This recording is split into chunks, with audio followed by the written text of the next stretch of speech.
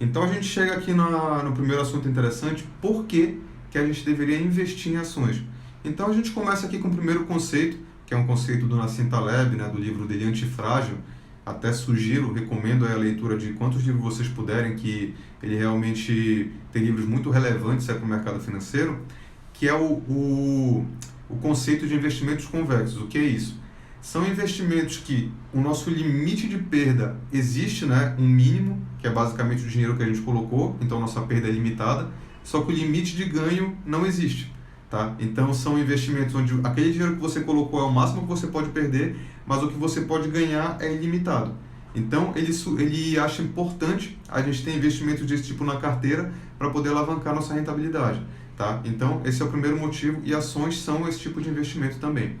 Um outro motivo seria a renda passiva.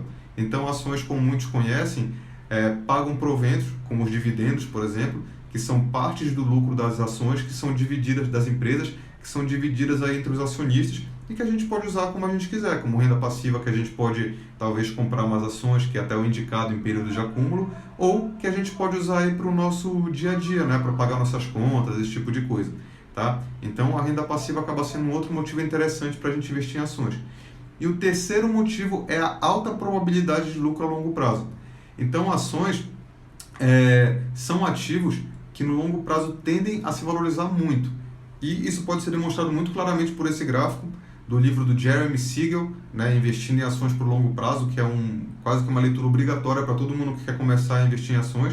Ele mostra basicamente nesse gráfico a evolução de $1, tá, investido como se fosse no próprio dólar, como se fosse investido em ouro, né, que é a segunda linha de baixo para cima, investido em bills, que são ativos aí de curto prazo, como se fosse o Tesouro Nacional lá americano, né, ativos aí de menos de um ano de duração, investido em bonds, que são ativos de títulos de dívida, né, também assim como os bills, só que de longo prazo, aí de até talvez 30 anos, e em stocks, que são as ações americanas. Tá? Então vamos começar de baixo para cima.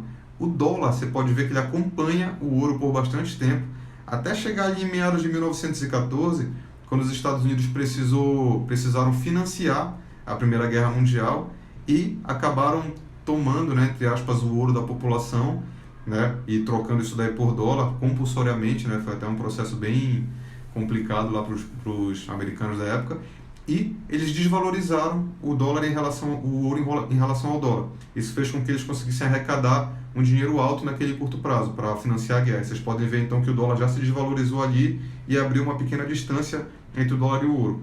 Quando chegou ali em 1970, aí foi o fim completo do padrão ouro, né? Que era essa época onde todo o dólar era lastreado em ouro no banco, e eles separaram completamente aí o ouro do dólar. Então vocês podem ver que o ouro, como um ativo de reserva de valor aí que tem milênios sendo utilizado pela humanidade, continua mantendo seu poder de compra no longo prazo, e o dólar, a partir do momento que ele se separou do ouro, começa a sofrer muito forte o efeito da inflação e vai se desvalorizando.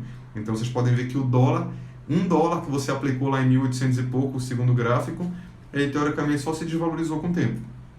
Se você colocou esse $1 em ouro, ele basicamente andou de lado, e só mais aqui para o final ele acabou dando uma leve valorizada, que tem a ver até com as crises que a gente vem enfrentando.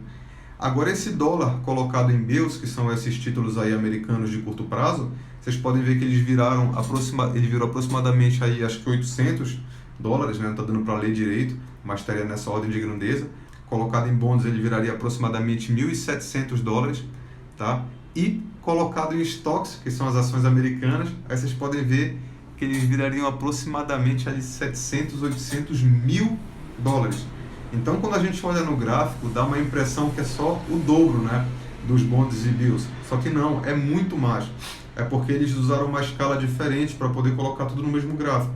Porque se colocasse a distância real, a linha aqui das ações americanas ia sair aqui da tela do celular. Então vocês podem ver que é uma diferença muito gritante de $1 investido aí por quase 200 anos em ações relacionadas aí aos outros ativos, tá? Então esse é um dos outros motivos que é importante a gente ter ações aí no nosso portfólio, na nossa carteira, para poder alavancar um pouco essa rentabilidade.